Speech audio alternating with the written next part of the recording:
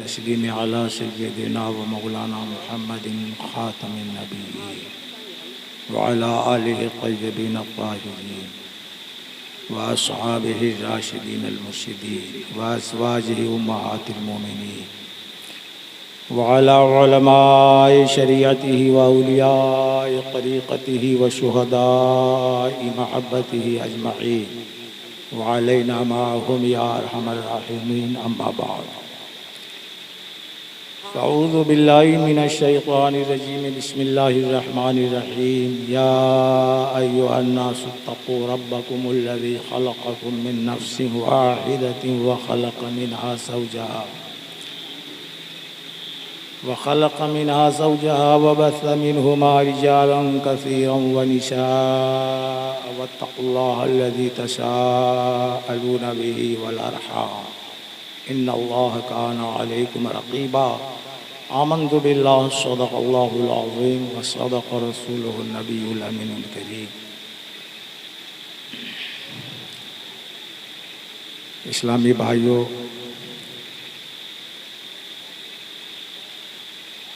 अस्सलामु अलैकुम व रहमतुल्लाहि व बरकातुहू। नबी और आले नबी की बारगाह आलम पर नाम में दुरूद व सलाम का हदिया पेश कर लीजिए। अल्लाहुम्मा सल्लि अला सय्यदिना व मौलाना मुहम्मदिन व अला आलि सय्यदिना व मौलाना मुहम्मदिन व बारिक व सल्लिम सलातन व सलामन अलैका या रसूल अल्लाह। बिला किसी तमहीद के यानी बुनियादी उसूलों को जिस पर तकरीर की, खिताबत की, इमारत तामीर की जाती है, ज़िक्र किए बग़ैर असल मौजू को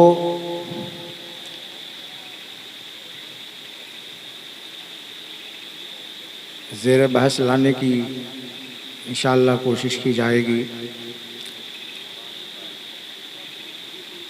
आपका जो ज़ौक़े समाअत है, बोलते बोलते तो बूढ़े हो गए, मैं खूब जानता हूँ।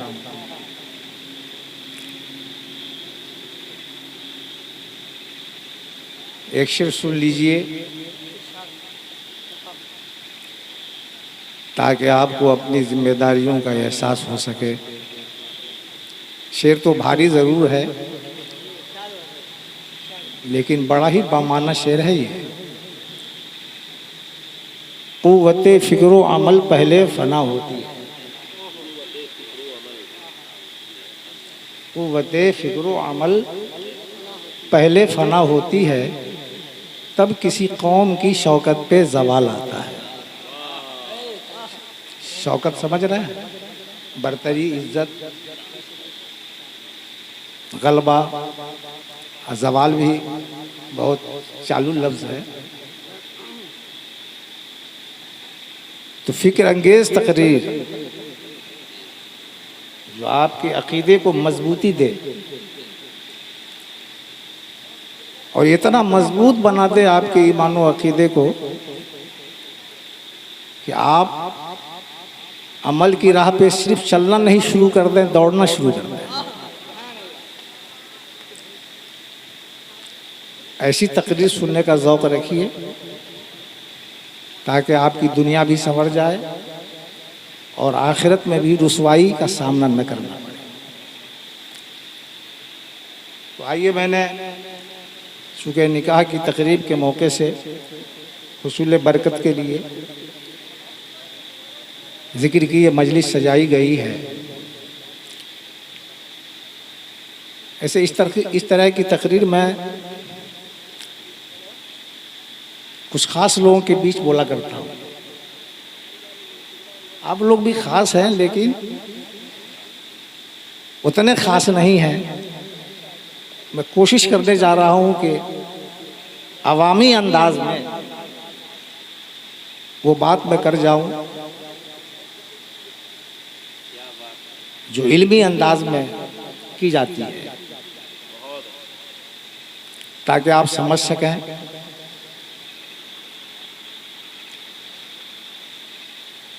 खुतबे में, निकाह के खुतबे में जो आयत पढ़ी जाती है ना, 3 आयतें पढ़ी जाती है। जो लोग निकाह काजी होते हैं उन 3 आयतों में से एक आयत करीमा ये है जिसको हमने मौजू बनाया है।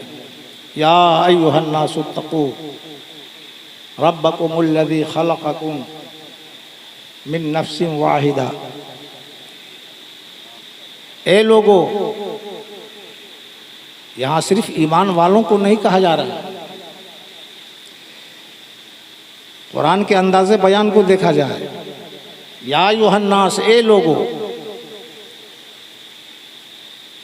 पूरी औलादे आदम से अल्लाह खिताब फरमा रहा है, पैगाम दे रहा है। ए लोगों कहकर, फरमाकर, ए लोगों डरो अपने रब से, अपने उस रब से जिसने तुम्हें पैदा किया एक जान से,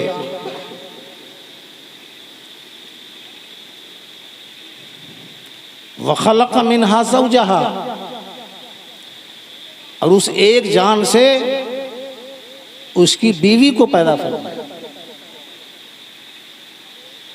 इसमें हज़रत आदम अलैहिस्सलातु व तस्लीम और हज़रत हव्वा की पैदाइश का चर्चा है, और इस हवाले से पूरी नौए इंसानियत की पैदाइश का चर्चा है। वखलक़ मिन्हा ज़ौजहा व बस्स मिन्हुमा रिजालन कसीरन व निसा, और इन्हीं दोनों से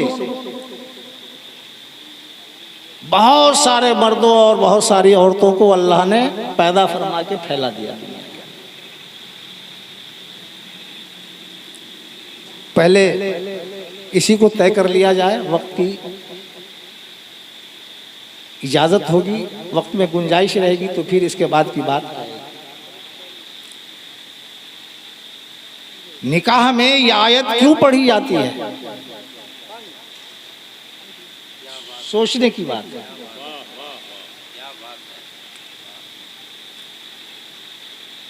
निकाह के खुतबे में ये आयत क्यों पढ़ी जाती है? चूंकि इसमें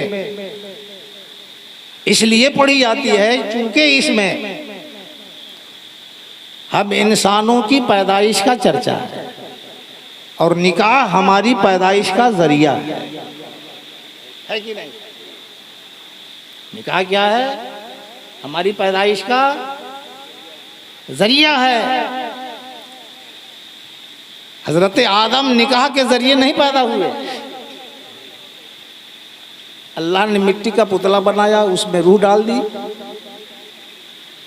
पैदा फरमा दिया।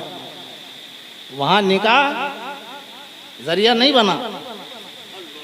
हजरत हव्वा भी निकाह के जरिए पैदा नहीं हुई, माए पसली से अल्लाह ने उनको पैदा कर दिया, बिल्कुल मालूम सी बात है। लेकिन हजरत आदम अलैहिस्सलातु व तस्लीम और हजरत हव्वा के बाद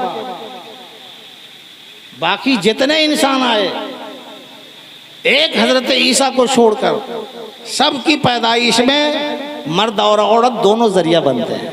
बनते हैं कि नहीं बनते? हजरत ईसा की पैदाइश में भी मां जरिया है, बाप नहीं है वहां, लेकिन मां जरिया है। वहां भी निकाह नहीं है, बाप नहीं है तो निकाह नहीं है। तो हजरत आदम, हजरत हव्वा और हजरत ईसा अलैहिस्सलातु व तस्लीम के सिवा जितने भी इंसान हुए, जितने हैं और क़यामत तक जितने भी इंसान होते रहेंगे, वो सब के सब मर्द और औरत के जरिए पैदा होते रहेंगे। ये अल्लाह का बनाया हुआ सिस्टम है। कुदरत तो ये है कि वो जिस तरह से हजरत आदम को बगैर माँ बाप और निकाह के पैदा फरमा दिया, सारे इंसानों को भी अल्लाह ताला पैदा फरमा सकता है। कुदरत है, एक कुन फरमा दे, अरबों अरब खरबों खरब इंसान बन के तैयार हो जाए। लेकिन सिस्टम ये है, जरिए से अल्लाह तबारक व तआला इंसान को पैदा फरमाता है। अब पूछो उन लोगों से जो वसीले को दरकिनार करते हैं।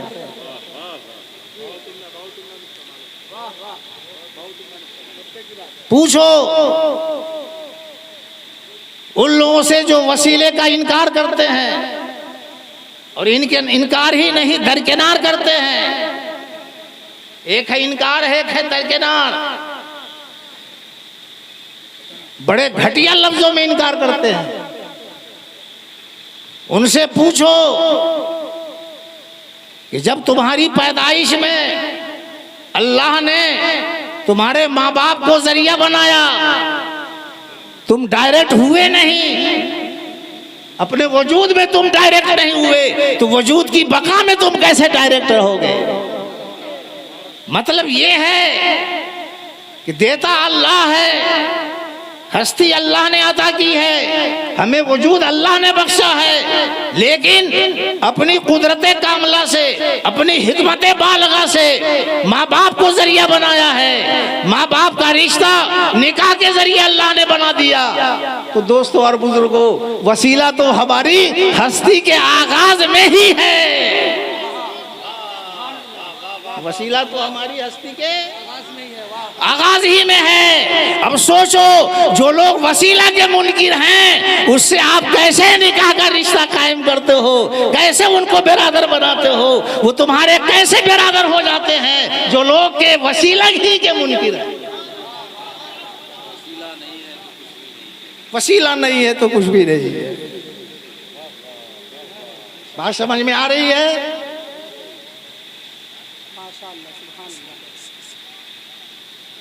मोटा दिमाग भी इस बात को समझ सकता है, नहीं समझ सकता।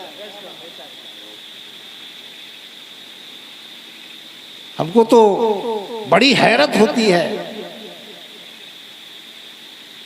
जब वसीले का इनकार किताबों में देखते हैं, चौक चट्टियों पर, पान की दुकानों में इनकार की आवाज बुलंद की जाती है। ये लोग जानवर से भी बदतर हैं क्या? इनकी इतनी समझ भी नहीं है कि अल्लाह ताला अगर वसीलों को पैदा नहीं फरमाता,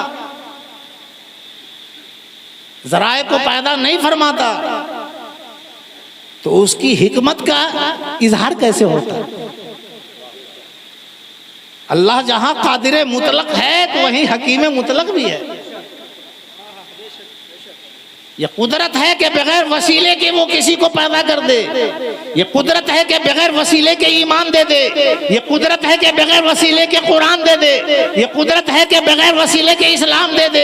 ये कुदरत है कि बगैर वसीले के अल्लाह ताला सब कुछ अपने बंदों को दे दे।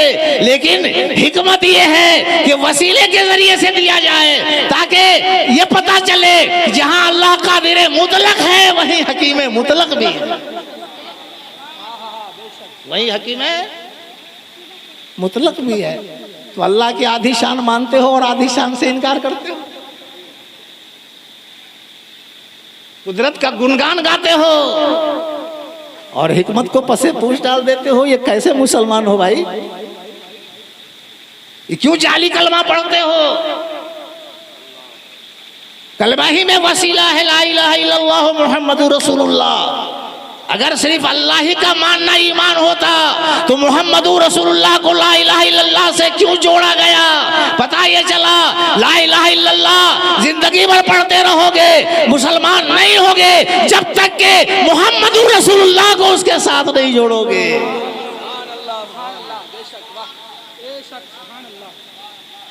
समझ रहे हैं कि नहीं समझ रहे हैं? समझ रहे हैं ना?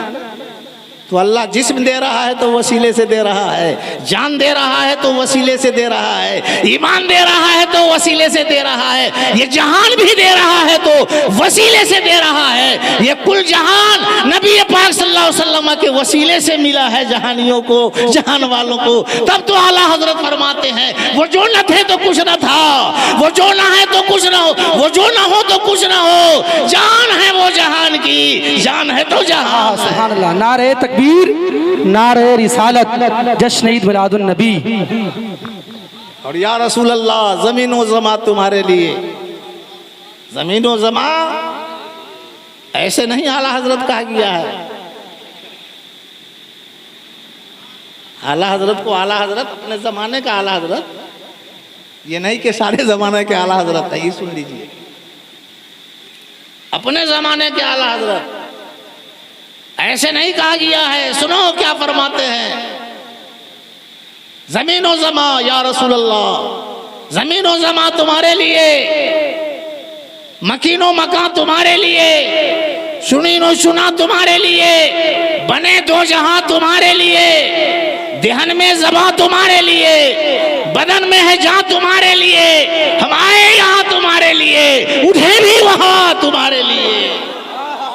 और ला और रब्बिल अर्श, जिसको जो मिला इनसे मिला, बढ़ती है कौनैन में नेमत रसूलुल्लाह की, और वो जहन्नम में गया जो इनसे मुस्तगनी हुआ है खलीलुल्लाह को हाजत रसूलुल्लाह की।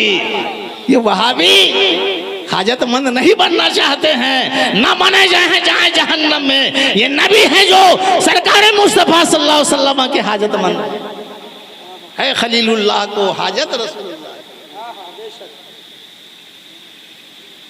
बस यहीं पे बात रखते हैं, हम आगे बढ़ते हैं। खलक़ मिन्हा ज़ौजहा व बस्स मिन्हुमा रिजालन कसीरन व निसा। यहाँ एक बात बहुत दिमाग में समाने की बात है, महफूज करने की बात है। अल्लाह ने हमारी पैदाइश का जिक्र फरमाया, हजरत आदम को बनाया, हजरत हव्वा को पैदा फरमाया, निकाह को, माँ बाप को हमारी हस्ती का अल्लाह ने जरिया बनाया। इस बयान से पहले अल्लाह ने इसी वसीले के जरिए से अपनी पहचान भी करा दी। गौर करने की बात है। या अय्युहन्नासु तक़ू रब्बकुम, ए लोगों अपने उस रब से डरो जिसने तुम्हारे बाप आदम को पैदा किया। तुम्हारी पहली माँ या दादी कह लो, परदादी कह लो, हजरत हव्वा को बनाया, तो अल्लाह ने अपनी पहचान कराया कि नहीं कराया?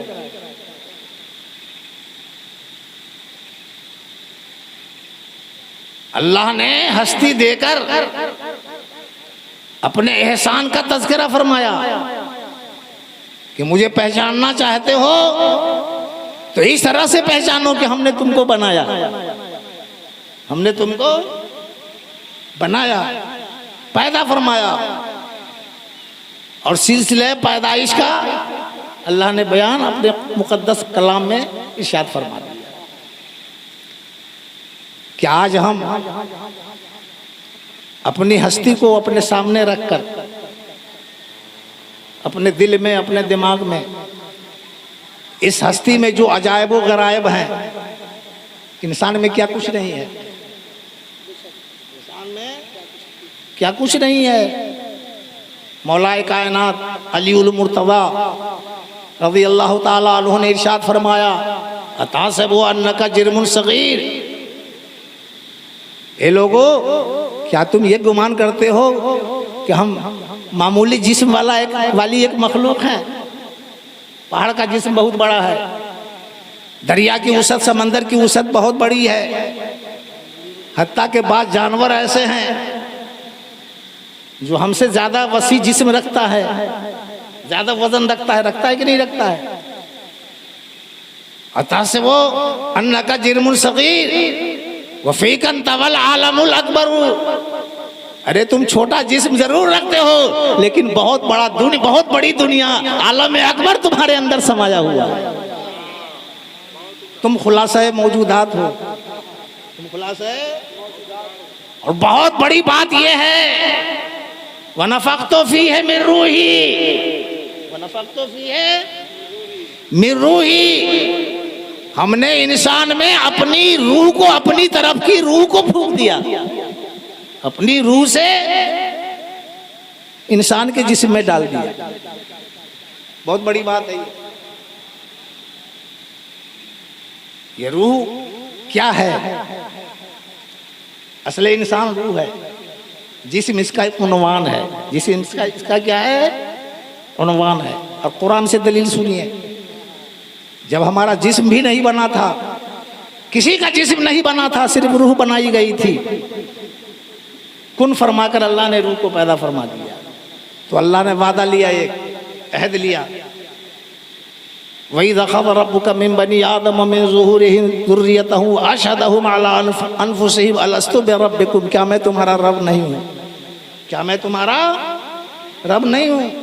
कालू बला, क्यों नहीं है अल्लाह, तू हमारा रब है। जिस वक्त रूह अल्लाह को रब मान रही थी, उस वक्त उसका जिस्म बना था क्या है?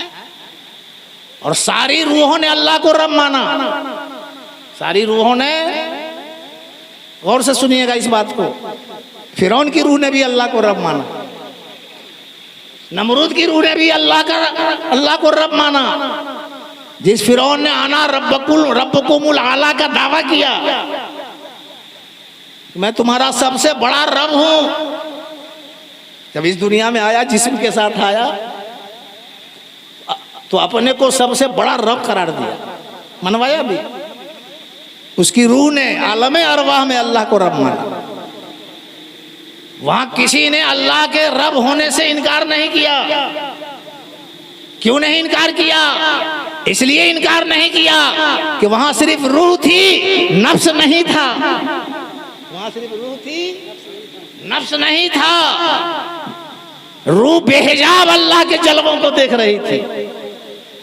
रूह बेहिजाब अल्लाह के जलवों को देख रही थी, इसलिए अल्लाह को रब मारने में कोई तरद्दुद उसे नहीं हुआ, कोई दिक्कत उसे नहीं हुई। लेकिन वही रूह जब जिस्म के साथ दुनिया में आई और इस जिस्म के अंदर एक नफ्स रख दिया गया, तो ऐसे तो सारी की सारी दुनिया हिजाब है हमारे लिए, लेकिन सबसे बड़ा हिजाब हमारा नफ्स है। जब नफ्स बीच में हायल हो गया, तो अब रूह से अल्लाह की तजल्ली छुप गई, अल्लाह के जलवे छुप गए।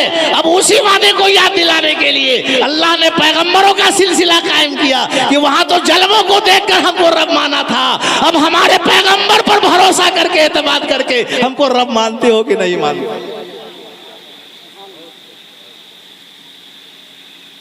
बात नहीं सट सकी आपके दिमाग में। अब हिजाब डालकर हमारे बीच और रब के बीच नफ्स का हिजाब आ गया, दुनिया का हिजाब आ गया। आया कि नहीं आया? अब कहा जा रहा है पर्दे के पीछे से कहो अल्लाह रब है हमारा, पर्दे के पीछे से कहो ला इलाहा इल्लल्लाह। रब मान लेने का मतलब क्या है? सारी रूहों ने वहां कहा है अल्लाह तू हमारा रब है, यानी तू हमारा माबूद है, तू ही इबादत के लायक है। चूंकि बेहिजाब अल्लाह की तजल्ली देखी जा रही थी, तो सबने मान लिया अल्लाह को रब, सबने मान लिया अल्लाह को माबूद। लेकिन जब दुनिया का हिजाब आ गया, सबसे बड़ा हिजाब नफ्स सामने आ गया, रूह के दरमियान और अल्लाह के दरमियान, तो अब यहाँ कोई है जो खुदाई का दावा कर रहा है, कोई खुदा की खुदाई का इनकार कर रहा है, कोई मुनाफिक बन रहा है, कोई मुशरिक बन रहा है, कोई काफिर बन रहा है, कोई मोमिन बन रहा है। तो इस हिजाब के पीछे से हमें अल्लाह को मानना है। लेकिन अल्लाह ने ये इंतजाम फरमाया कि हमारी अक्ल पर हमें नहीं छोड़ दिया, हमारे दिमाग पर हमको नहीं छोड़ा, बल्कि अपने महबूब पैगंबरों को नाजिल फरमाया। बल्कि पहला इंसान जो बनाया वो इंसान भी था और अल्लाह का पैगंबर भी था और है। क्या पैगंबर पर एतमाद करके हमको मानते हो कि नहीं मानते? समझ में बात आई? वसीले का मसला बहुत निखर कर सामने आ रहा है।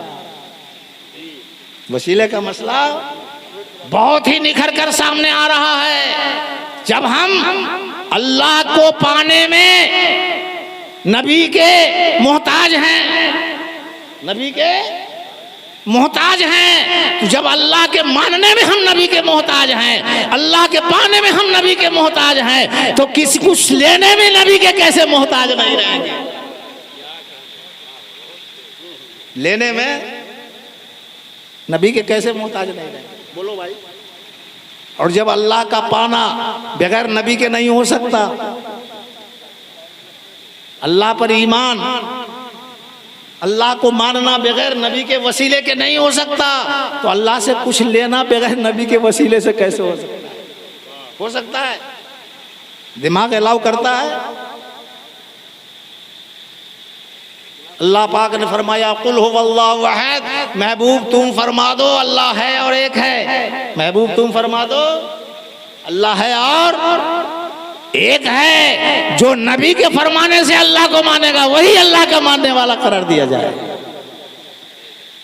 तो जब ईमान हमें बगैर वसीले के नहीं मिल रहा है तो ये जिस्म और जान बगैर वसीले के कैसे मिल सकती है, ये जहान बगैर वसीले के कैसे मिल सकती है। इसीलिए आला हज़रत फरमाते हैं बखुदा खुदा का यही है दर, बखुदा खुदा का यही है दर, नहीं और कोई मफर मकर जो वहां से हो यही आगे हो, जो यहाँ नहीं तो वहां नहीं, जो यहाँ नहीं तो वहां नहीं। ये भाई सारी बातें कुरान की हो रही है, कुरान से बोला जा रहा है, इधर उधर से नहीं। और हर अक्ल में आने वाली ये बात है। ये बात है कि हम लफ्ज़ी नहीं कर पा रहे, अदबी जुमले हम नहीं बोल पा रहे हैं, तकरीर का तसलसल हमारा वो नहीं है जो हम अहले इल्म के बीच किया करते हैं। आपके दिमाग में बात कैसे जाए, अल्फाज क्या हो रहे हैं, तरकीब क्या बन रही है, इस पर हमारा बिल्कुल ध्यान नहीं है। हम सिर्फ इस दर्द के साथ आपके बीच बोल रहे हैं, इस दर्द के साथ कि अल्लाह ने हम लोगों को ईमान दिया है, अल्लाह ने हम लोगों को ईमान दिया है, तो इस ईमान की हिफाजत हमारी जिम्मेदारी है। इस ईमान की हिफाजत हमारी जिम्मेदारी है। कुछ लोग, हम तो जाहिल नहीं कहेंगे, बात थोड़ी कड़वी हो जाएगी, लोग बोलते भी हैं जाहिल आलिम जाहिल आलिम, लेकिन जहाँ तक मेरी समझ काम करती है, मुसलमान कोई जाहिल मुतलक नहीं होता है। मुसलमान कोई जाहिल मुतलक नहीं होता है। मुसलमान अनपढ़ होता है लेकिन जाहिल मुतलक नहीं होता है। लिहाजा किसी को जाहिल न कहा जाए। आलिम के मुकाबले में कह देना एक अलग चीज़ है, लेकिन आप जाहिल हो ये न कहा जाए। बात भी थोड़ी सी भोटी बन जाती है, सुनने वाले को अच्छा भी नहीं लगता है। और जाहिल कह कर आप किसी को समझाओगे तो वो समझ पाएगा क्या? नहीं समझ पाएगा। हाँ, अनपढ़ कहा जाए। तो जो लोग अनपढ़ टाइप के हैं वो ये समझते हैं कि माँ के पेट से मुसलमान बन के आए ना। अरे हम लोग कहाँ से मुसलमान हैं? पैदाइशी मुसलमान हैं, और यहाँ से नहीं, वहीं से मुसलमान हैं। कहाँ से? आलम अरवा से। और यहाँ आकर मुसलमान इसलिए हो गए कि नबी से हमारा सिलसिला जुड़ गया।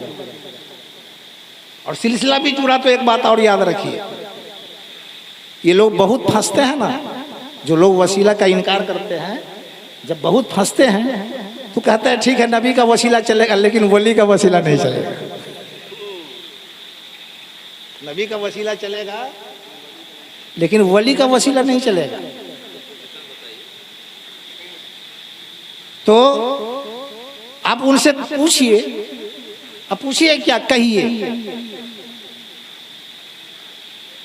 कि नबी का वसीला तो आप मान रहे हो, वली का वसीला नहीं मान रहे हो, तो ये बताओ क्या तुम नबी के जमाने में पैदा हुए हो क्या?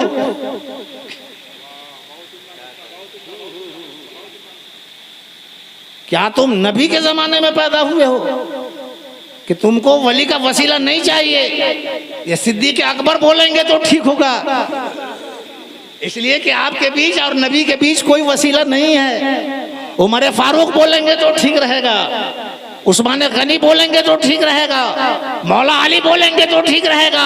कमोबेश 1,24,000 पैगंबरों को, सहाबियों को, सहाबा को किसी वसीले की जरूरत नहीं है, इसलिए कि नबी के बीच और सहाबी के बीच कोई है ही नहीं। लेकिन नबी के बाद, सहाबी के बाद जो लोग हैं उनको नबी तक पहुंचने के लिए सहाबा की जरूरत है, फिर उनके बाद जो है उनसे पहले वाले की जरूरत है। और ये बिल्कुल स्पष्ट है, जाहिर है, वाज़े है कि हम लोग जो पैदाइशी मुसलमान हैं वो इस तरह पर हैं कि हमारे बाप दादाओं को किसी ने कलमा इस्लाम पढ़ाया है, अल्लाह से करीब करीब किया है, नबी से करीब किया है। तो जब आप अपने पूर्वजों की फहरिस्त देखोगे तो कहीं ना कहीं अपने बाप दादाओं में उनको पाओगे जो गरीब नवाज के हाथ पे कलमा पढ़ के मुसलमान बन रहे हैं, महबूब इलाही के हाथ पर कलमा पढ़ के दाखिले इस्लाम हो रहे हैं, साबिर कलियरी के हाथ पर कलमा पढ़ के दाखिले इस्लाम हो रहे हैं। तो बोलो, हम नबी तक पहुंचे हैं तो वलियों के जरिए से पहुंचे हैं। अगर वली ना आते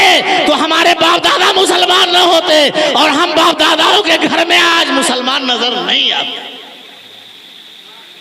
तो वलियों का भी मसला, वलियों का वसीला का भी मसला तय हुआ कि नहीं हुआ? बड़े भाई समझ में बात आई कि नहीं आई? नहीं आई। बगैर वली के भी अल्लाह नहीं मिलता, रसूलुल्लाह नहीं मिलते, कुरान नहीं मिलता, दीन नहीं मिलता, इस्लाम ईमान नहीं मिलता। बाद वालों के लिए हर पिछला अगले का वसीला इख्तियार किया हुआ है। सिस्टम यही है। सिस्टम क्या है? यही है। अब यहां सुनो निकाह की बरकत। अनपढ़ लोग तो ये समझते हैं कि निकाह के जरिए से हमारे घर में औलाद होगी, बेटे होंगे, बेटियां होंगी, हमारी नस्ल चलेगी। जब ये बच्चे और बच्चियां रहेंगी तो घर में घर की जीनत बनकर रहेंगी। जब ये बड़े होंगे तो कोई डॉक्टर बनेगा, कोई इंजीनियर बनेगा, कोई ताजिर बनेगा, कोई मास्टर बनेगा, कोई कुछ बनेगा, कोई कुछ बनेगा। हमारे लिए शोहरत का भी जरिया बनेगा, हमारी जरूरत पूरी करने का भी वसीला बनेगा।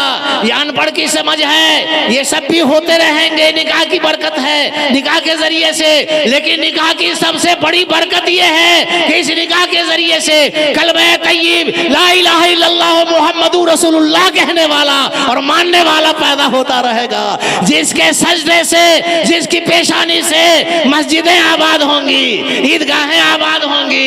इस निकाह की बरकत से ज़कात देने वाला पैदा होगा, इस निकाह की बरकत से रोजे रखने वाला पैदा होगा, इस निकाह की बरकत से हाजी पैदा होगा, इस निकाह की बरकत से हाफिज कुरान पैदा होगा, इस निकाह की बरकत से आलिम दीन पैदा होगा, इस निकाह की बरकत से फकीर पैदा होगा, इस निकाह की बरकत से औलिया पैदा होगा। हुजूर नाहिद मिल्लत की आमद हो रही है। इस्तकबाल के लिए खड़े हो जाएं, खड़े हो जाएं। हुजूर नाहिद मिल्लत की आमद हो रही है। नारे तकबीर, नारे तकबीर, नारे रिसालत, नारे रिसालत।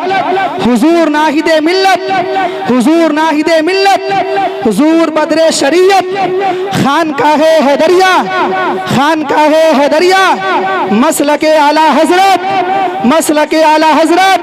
नारे तकबीर, नारे रिसालत।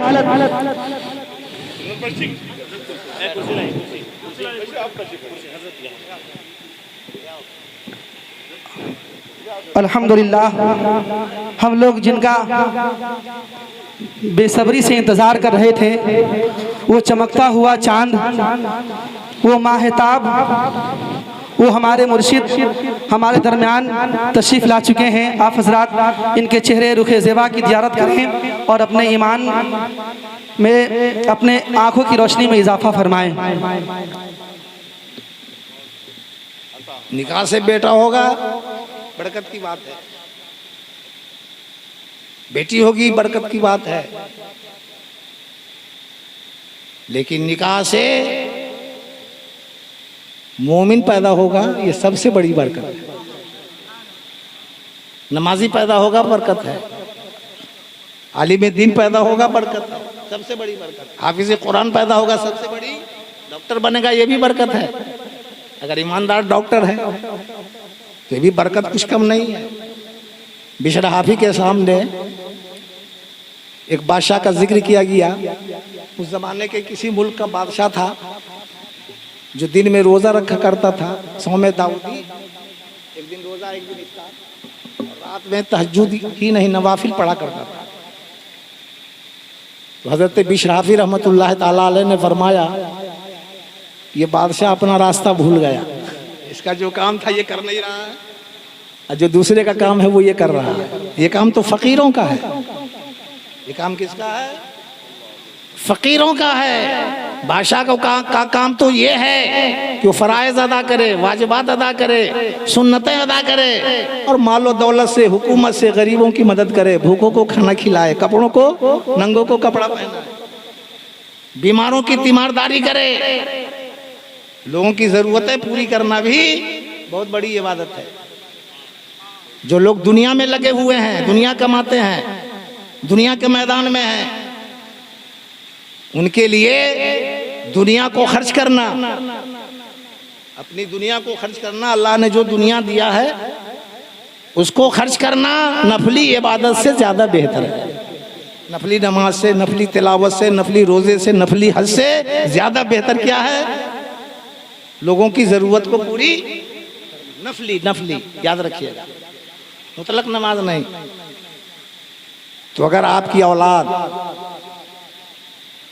निकाह के ज़रिए से औलाद बनती है, अगर वो डॉक्टर बन जाता है या बन जाती है, ताजिर बन जाता है, कोई भी हुनर का मालिक बन जाता है, जिससे वो अपना गुजारा भी चलाता है और दूसरों की मुसीबतों में भी काम आता है, दूसरों की मुसीबतों में भी काम आता है। और ये वही करेगा जिसके अंदर मजबूत ईमान होगा। जिसके अंदर क्या होगा?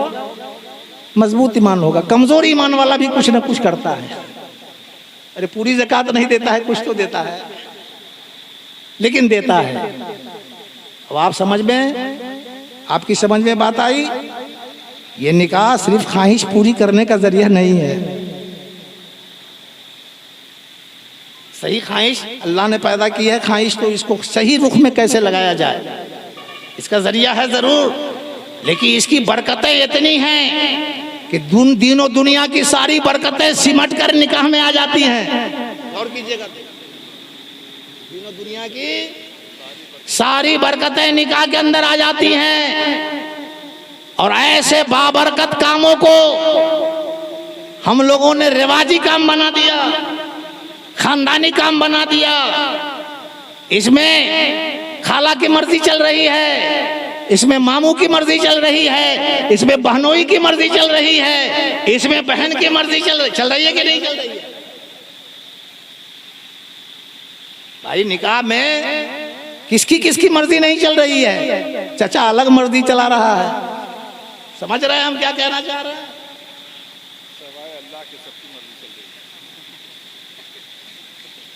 लेकिन अल्लाह और उसके रसूल की मर्जी चल रही है, लेकिन वही निकाह खानी में बात बाकी भोज है, लेन है, देन है, कुर्सी है, शामियाना है, जितने इंतजामात हैं सब में अपनी मर्जी चल रही है। रिश्तेदारों की मर्जी चल रही है। चल रही कि नहीं चल रही? एक तरफ निकाह की बरकतों को देखो कि हम मुसलमान हैं, हमारे घर में जो पैदा होगा वो मुसलमान होगा इंशाअल्लाह, मोमिन बनेगा।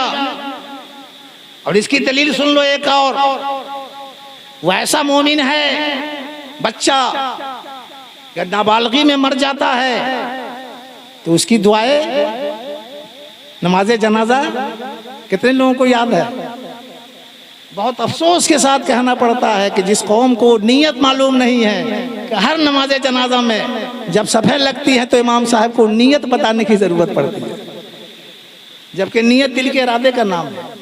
अल्फाज से आप नहीं भी करोगे, दिल में इरादा कर लोगे कि हम नमाज जनाजा पढ़ने जा रहे हैं, जिसमें इतनी तकबीरें होती हैं, हो गई नियत। तो जिस कौम को नियत मालूम नहीं है उसको दुआ कहाँ से मालूम होगी?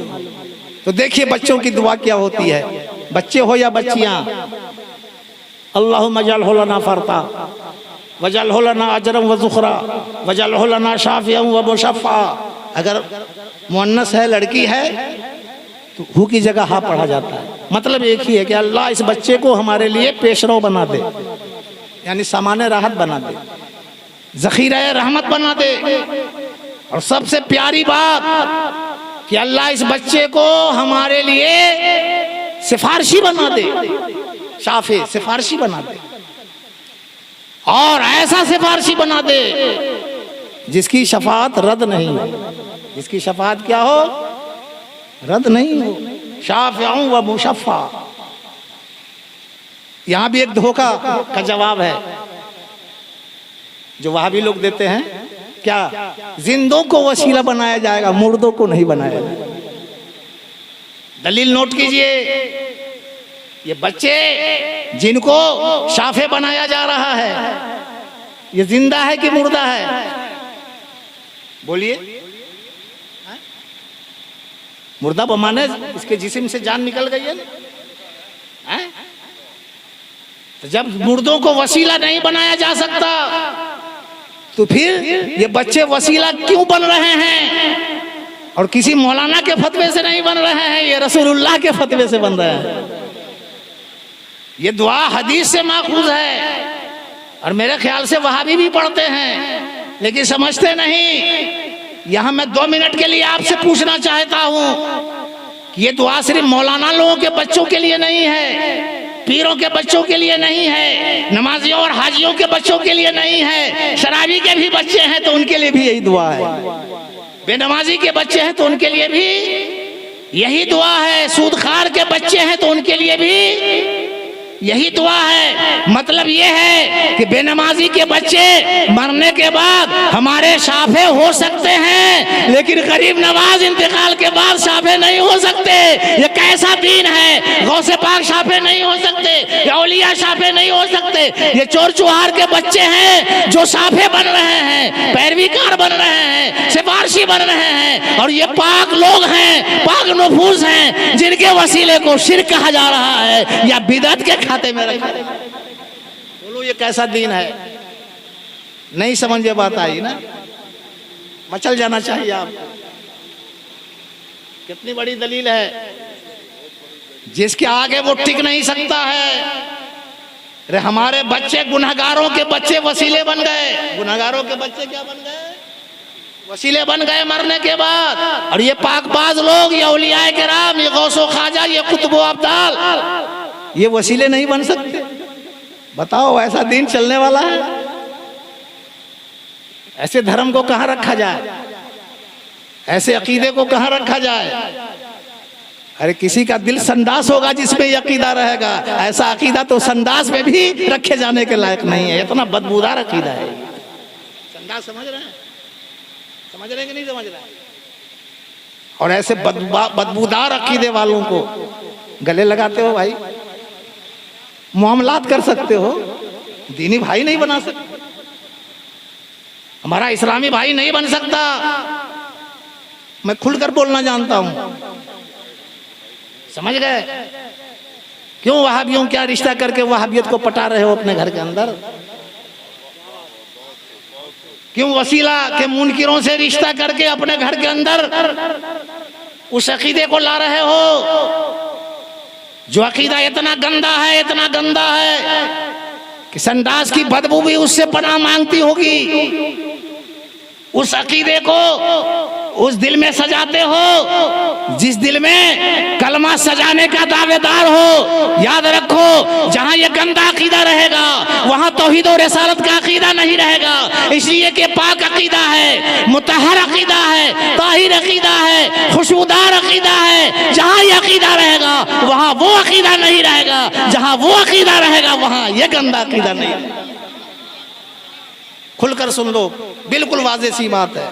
पैसे के लालच में, हुस्न के लालच में, मकान को देखकर, दुकान को देखकर, जमीन और जायदाद को देखकर आप रीझ जाते हो, ईमान और अकीदे को नहीं देखते हो। इसका मतलब यह है कि तुम्हारे अंदर खुद ही ईमान नहीं है, सच्चा अच्छा अकीदा नहीं है, खुशबूदार अकीदा नहीं है। इसलिए बदबूदार अकीदे को और अकीदा वाले को पसंद कर रहे हो, और वो बदबूदार अकीदा तुम्हारे घर में पटेगा।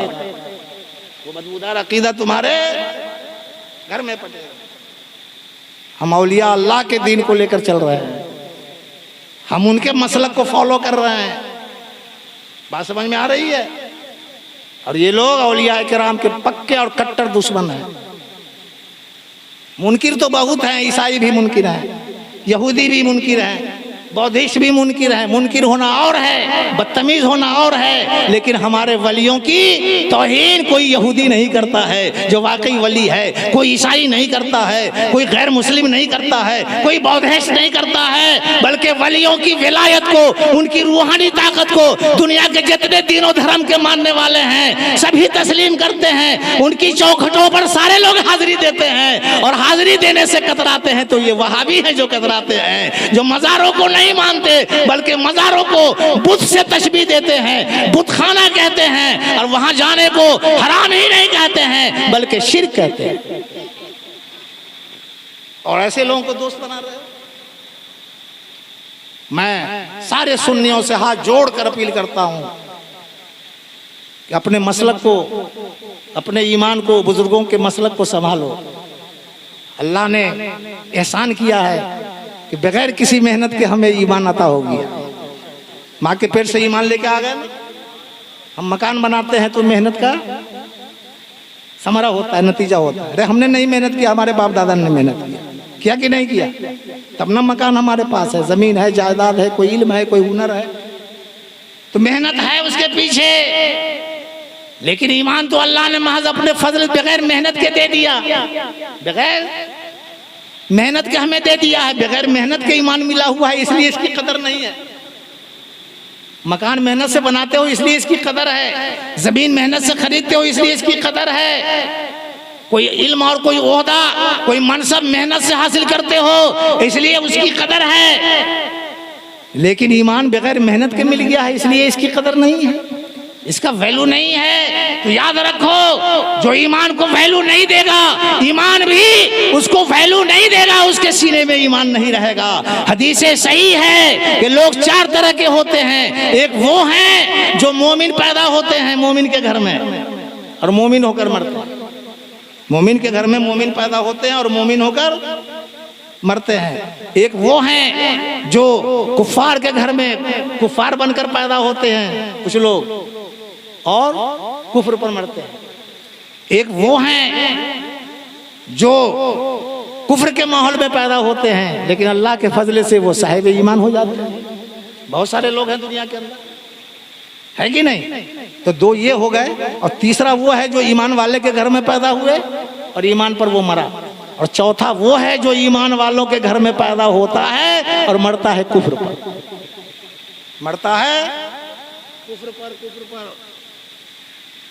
अगर आपने नहीं सुना है तो आज सुन लीजिए।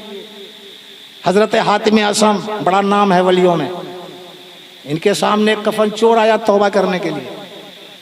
कफन चोर कब्र से मुर्दे का कफन उतारने वाला तौबा करने की गरज से आया। तो आपने पूछा कि तुमने कितनी कब्रों से कफन को चोरी की है? उसने कहा कि हमने 7,000 मुर्दों के कफन चुराए हैं। 7,000, 60 नहीं 7, 7,000। तो आपने फरमाया कि कितने दिनों में? तो 20 सालों में। कितने दिनों में? 20 सालों में। ये सुनकर आप बेहोश हो गए। हजरत हातिम असम बेहोश हो गए। मैं इधर उधर की किताब से नहीं बोल रहा हूँ, मकतूबात 2 सदी जो हजरत मखदूम जहाँ शेख शरफुद्दीन अहमद यहिया मनियरी रहमतुल्लाह ताला अलैह की किताब है, मैं उससे बोल रहा हूँ।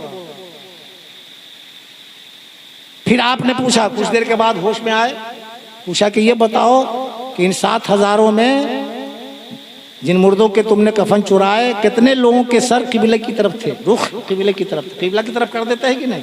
चीत भी लेटाते हैं तो रुख को फेर दिया जाता है किबले की तरफ। ऐसे मसनून तरीका यह कि थोड़ा करवट लेटाया जाए ताकि पूरा वजूद ही किबले की तरफ चला जाए, लेकिन हम लोग ऐसा कर नहीं पाते, लेकिन रुख तो डालते हैं किबले की तरफ। तो हजरत हातिम असम रहमतुल्लाह ताला अलैह ने इरशाद फरमाया, पूछा कि कितने मुर्दे के रुख किबले से हटे हुए थे? तो उस शख्स ने बताया, कफन चोर ने, कि 7,000 में सिर्फ 3,000 मुर्दे थे जिनके चेहरे किबले की तरफ थे, 4,000 के रुख बदल गए थे, किबले से फिर गए थे। ये बताइए उस जमाने की बात, जिस जमाने में इस्लाम बड़ा रोशन था, इस्लाम का दौर बड़ा रोशन था, ये उस जमाने की बात है। फिर उसी किताब में एक वाकया ये भी है, हजरत वहब इब्ने मुनब्बे जो पिछली उम्मतों की किताबों के आलिम थे, ताबई है ये फरमाते हैं कि बनी इसराइल में 40 ऐसे इबादत गुजार थे कि उन जैसा दूसरा कोई इबादत गुजार नहीं था, यानी सबसे बड़े 40 औलिया थे। तो उस जमाने के नबी को अल्लाह ने वही फरमाया, ये जो 40,000 सबसे अच्छे दिख रहे हैं, सबसे परहेजगार दिख रहे हैं, सबसे बड़े वली नजर आ रहे हैं, ये सब के सब कुफ्र पर मरेंगे, माज़अल्लाह रब्बिल आलमीन, सब के सब क्या मरेंगे? कुफ्र पर मरेंगे। तो उस नबी को बड़ी हैरत हुई और हैरत में उन्होंने अल्लाह से मुनाजात की, या अल्लाह ये तो इस उम्मत में, हमारी उम्मत में सबसे बड़े परहेजगार हैं, ये कुफ्र पर क्यों मरेंगे? तो अल्लाह की तरफ से जवाब आया, वही आई, कुफ्र पर इसलिए मरेंगे ये मुतमईन हैं कि हम ईमान ही पर मरेंगे, कुफ्र पर मरने का डर इनके पास नहीं। क्या समझा? जो लोग नहीं डरता है ना कि हमारी मौत कुफ्र पर भी हो सकती है, जी ज्यादा इम्कान है कि वो कुफ्र पर मर जाए। आज हम लोग का यही हाल है, आज हम लोगों का हाल कुछ यही है। दौलत जाने का खौफ है, जिस्म जाने का खौफ है, जान जाने का खौफ है, ओहदा जाने का खौफ है, लेकिन ईमान जाने का खौफ नहीं है। लगता है कि बिल्कुल गारंटेड मुसलमान है और गारंटेड मुसलमान रहेंगे, ये लगता है। खत्म कर दें, समझ गए? ऐसा मत सोचिए, बदमस्ती कीजिएगा ना ईमान रफू चक्कर हो जाएगा। एक बदमस्ती ने 7 लाख बरस के इबादत गुजार को काफिर बना दिया। इब्लिस को आप क्या समझते हैं? मुअल्लिमुल मलकूत था, फरिश्तों का उस्ताद था। 7 लाख बरस इसने इबादत की है। मैं उसी किताब के हवाले से बोल रहा हूँ, जिसको देखना है देख ले, मकतूबात सदी देख ले, मकतूबात 2 सदी देख ले। एक गुस्ताखी उसने की थी, हज़रत आदम का सजदा नहीं किया, अल्लाह के हुक्म को नहीं माना जो ताजीम का हुक्म था, तो कहाँ फेंका गया वो? 7 लाख की बरस की इबादतें चराएगा हो गई, उसका इल्म रायगा हो गया, कुफ्र की हद में पहुंच गया और ऐसा काफिर बन गया, ऐसा काफिर बन गया कि क़यामत तक उसको जिंदगी मिली हुई है, क़यामत तक की, लेकिन तौबा नसीब नहीं होगी, तौबा नसीब नहीं होगी। हम लोग हैं कि एक सजदा भी जिंदगी में सही नहीं किया है, सच्चा नहीं, और बिल्कुल बेफिक्र हैं, बस मोमिन है, जन्नत बाप की है, हम औलाद है, चले जाए, बाप का घर है ना। तो ये कुफार क्या है? हज़रत आदम की औलाद है कि नहीं? ये फिरौन भी कह दे कि हमारे बाप का घर है, जन्नत में चले जाएंगे। अबू लहब कह दे, अबू जहल कह दे, ये तो हज़रत आदम की औलाद है। ये सब ठकोसलाबाजी नहीं चलेगी, ये गुरूर के जुमला नहीं चलेगा। ईमान अल्लाह ने दिया है, फजल के तौर पर हिबा किया है, फजल से दिया है, करम से दिया है, लेकिन ईमान को बचाने के लिए मेहनत करनी पड़ेगी, कोशिश करनी पड़ेगी। अगर मेहनत नहीं करोगे और इस बात का डर नहीं लगा रहेगा कि हमसे कोई ऐसी न गलती हो जाए जिससे हमारा ईमान बर्बाद हो जाए, पैसे की हिफाजत करते हो, जमीन की हिफाजत करते हो, मकान की हिफाजत करते हो, तब इनमें मकान महफूज रहता है। ऐसे ही ईमान की भी हिफाजत करनी पड़ेगी, तब जाकर ईमान महफूज रहेगा। खटका लगा रहेगा, धड़का लगा रहेगा कि हमारा ईमान कहीं से भी किसी वक्त किसी रास्ते से भी जा सकता है, तब जाकर ईमान महफूज रहेगा। अल्लाह तबारक व तआला हम लोगों को ईमान से, ईमान की दौलत से फैज़ याब फरमाया है, तो अल्लाह ताला अपने फजलो करम से हमें ईमान पर मरने की तौफीक रफीक भी अता फरमाए। व आखिरु दावाना अनिल हम्दुलिल्लाहि रब्बिल आलमीन।